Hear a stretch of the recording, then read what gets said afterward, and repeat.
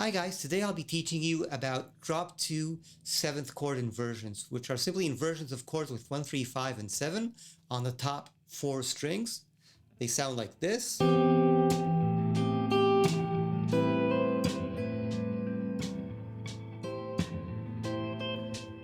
great for comping.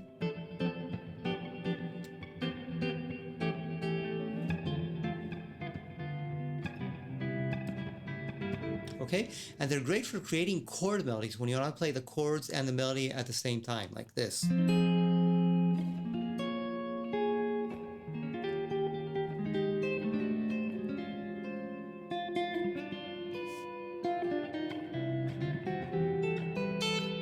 Okay, they're a very useful, important skill, and we'll learn all about it. Let's get to it. So first of all, we have our diagram.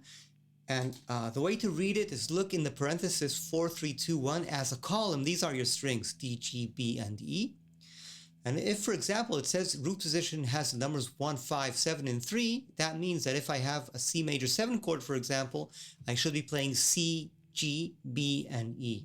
That's why they call it drop 2. It's displaced because they lowered the second note from the bottom by an octave. Truly don't have to understand or get into that. What's important for you is that your numbers are 1, 5, 7, 3, and if it's C major 7, your notes are C, G, B, and E. So you're really playing this. Okay? Now we'll go through a slow shape creation exercise where I'll make this chord into C major 7, 7, minor 7, and minor 7 flat 5. So I'm lowering one note at a time. This is C major 7, C7,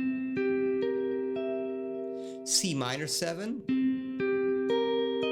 and C half diminished. And now I look in my diagram to the second column, which has 3, 7, 1, and 5. In notes, that will be E, B, C, and G, like this. It's a beautiful chord. Sounds amazing with other basses as well. A and F as two examples. Now I'll make it C7 by lowering my major 7 to 7. Now I'll lower my 3 to flat 3. Now I will lower my 5 to flat 5. And second inversion is 5, 1, 3, 7, G, C, E, and B. Lowering my top string, I'll get C7. Lowering my second string, I'll get C minor 7. And lowering my fourth string, I'll get C half diminished. And finally, I'll play third inversion, which is 7, 3, 1, 5, or in notes, B, E, C, and G. I'll get this. This is C major 7, C7, C minor 7, and C half diminished. Okay, now I have some excellent news for you if you want to practice. I'll not only be linking to this diagram, I've created an app that made really great exercises for your study of drop 2. So check out how that app works. And we'll start doing the exercises. It's simply harmonicexplorer.com. It's free and you're very, very welcome to use it. And what I'll be doing is playing an exercise called shape creation. Shape creation means I'll be going through the 4 types of chords, major 7, 7, minor 7, half diminished, from left to right on my fretboard. And it's a really, really great way to study this. I can do it in colors, or if I want to, I can switch to numbers. So I'll be starting on C major 7, and I'll be gradually playing 7, minor 7, half diminished. And when I'm done with that, I'll move to the next chord type. It's really a lot of fun to practice this way, and there's a lot of useful exercises in this app I'll show you. So let's do the shape creation. Here we go.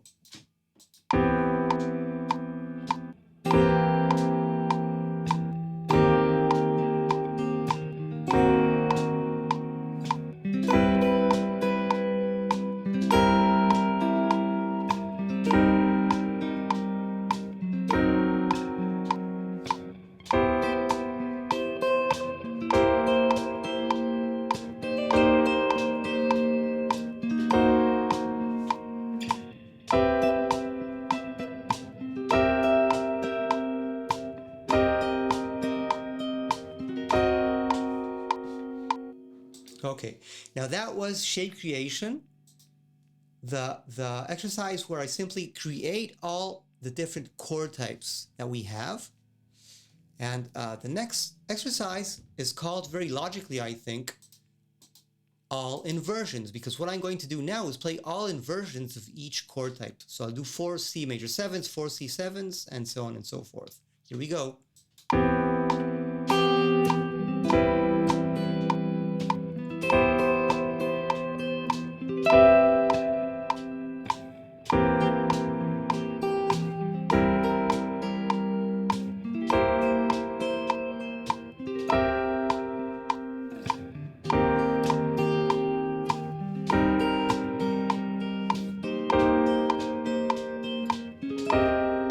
And half-diminished.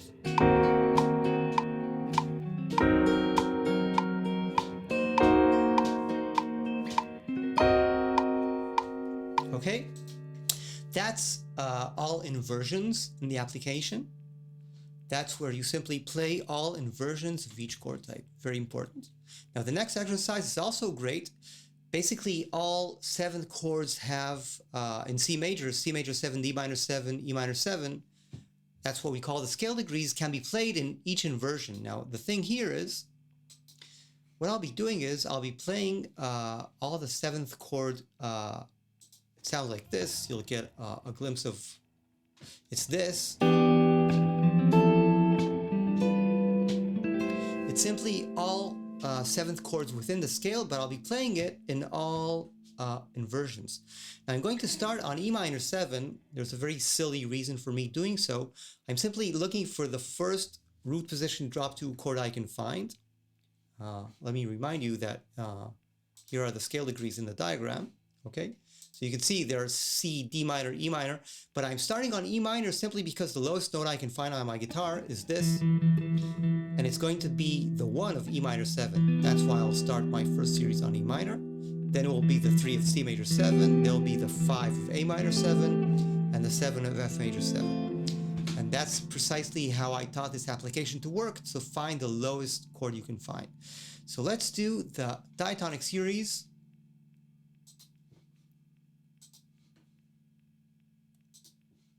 Let me get that harmonic explorer back. Okay, let's do the diatonic series in root position starting on our E minor with the harmonic explorer. So this is diatonic series in root position.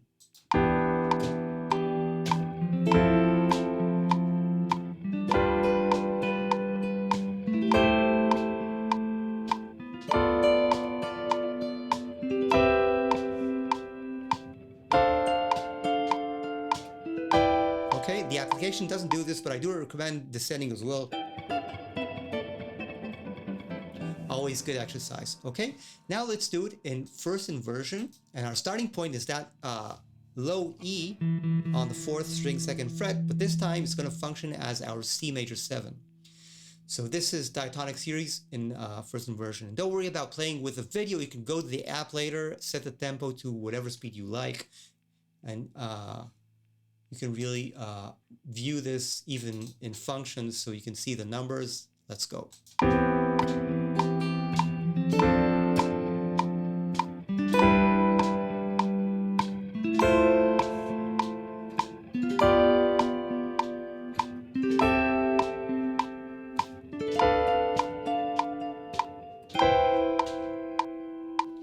Okay, now let's do it in second inversion. This time, the note E will function as the 5 of A minor 7. Let's go.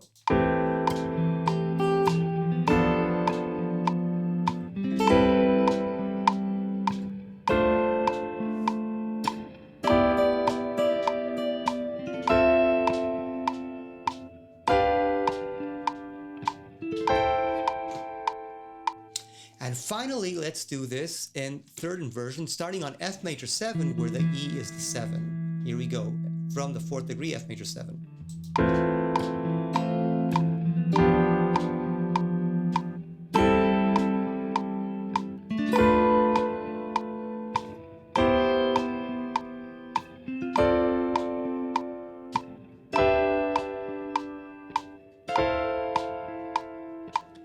Great. So once you've played all the diatonic series. First of all, in the app itself, there's some beautiful cycles where you can actually play progressions that move through the scale degrees in different intervals. Like this is, let's try a 6 cycle, just for fun. It's always beautiful.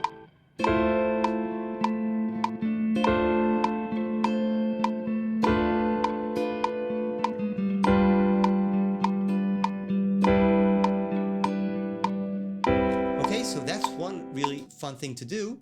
But now let's get into something more that's very exciting, which is actually playing a song without the Harmonic Explorer. This is the progression of Stella by Starlight, and this is a very important step for learning drop 2. What I do is I start generally as high as I can without using the 13th fret, just to have one note appear once. And I play a lot of songs in what I try to do perfect voice leading, meaning to move as little as I can. So if I'm on Stella by Starlight, like this. Oh, sorry, I'm completely offset because of my new playing position. It's funny.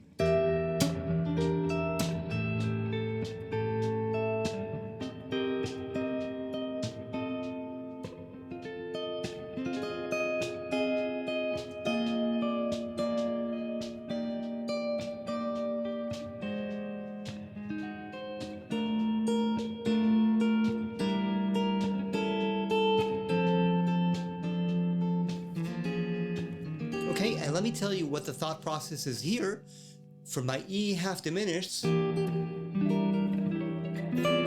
Sorry. My best inversion for my starting point is the third inversion of that E half diminished, and for the A7 I'm using simply common notes. For example, that A, that gives me A in first inversion. C minor 7 is root position. F7 is second inversion. And that's how I play songs, and once I get, for example, to a place where I get stuck on my fretboard, if I have F minor 7, I need to go to B flat 7, for example, my guitar has simply ended on the top strings. So what I do is I imagine my F minor 7 was up an octave and find the connecting inversion even though I skip an octave. What this achieves is teaches my brain to connect a third inversion F minor 7 chord to a first inversion dominant chord, and that's why the connections are better. So there's so much inspiring things that come from understanding voice leading well. I really recommend you do this first step. Let me summarize all that we've learned. We've been through 4 steps in this lesson, okay? Okay, yeah, I don't want Stella anymore. Okay. First step was called shape creation, where I used my numbers to get all types of major 7, 7 minor 7, and half diminished chords. The second step was movement between inversions. The third step was playing all the scale degrees in a single inversion. And finally, we did voice leading, which is taking a song and playing it when you move as little as possible by moving through inversions. Okay, so learn this stuff. It's very, very helpful, I think, in the long term. If you have questions, feel free to talk to me in the comments, and check it out on the Harmonic Explorer. I'll be linking to it. So thank you for watching, and bye-bye.